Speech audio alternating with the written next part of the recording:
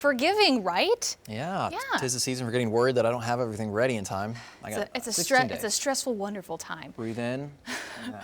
But you know what? Your charitable heart may actually put you at risk of falling victim to some scammers. It's always this time of year. Yeah. 2 News Oklahoma problem solver Pete Knutson warns us about the charity scams as we count down the 12 scams of Christmas.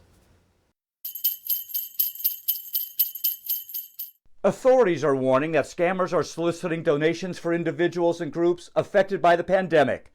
People want to help, and because life has changed so much, they're not questioning suspicious transactions. This year, the need is great, and sadly, not every dollar donated is going to the folks who desperately need it.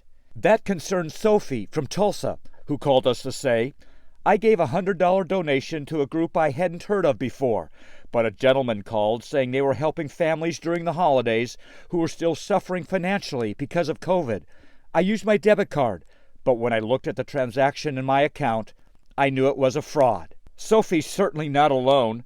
The FBI has received reports of scammers using the pandemic as a way to help themselves to your money. All the fraudsters are just kind of adapting their normal playbook to incorporate something that might be a little more believable because of COVID-19. FBI Supervisory Special Agent Keith Custer said people are going along with these scams because our sense of normal has changed. When you're being asked to do something a little unusual, like buy a bunch of gift cards as a way to pay for something, then sometimes people kind of let their guard down and think, oh well, that seems reasonable, when in fact it really isn't. When giving, pay with a credit card and give to organizations you know. Check that they're registered with the state, and websites like GuideStar and Charity Navigator can tell you how much organizations spend on programs and services versus overhead and fundraising. And don't feel pressured into giving over the phone.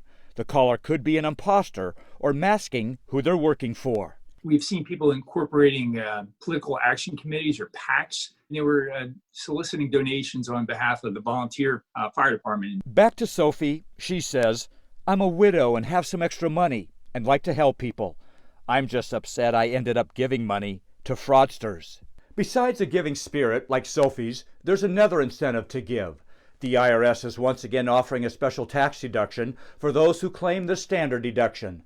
Single taxpayers can deduct up to $300 in cash donations, and married individuals can deduct up to $600 in donations when they file their taxes next year.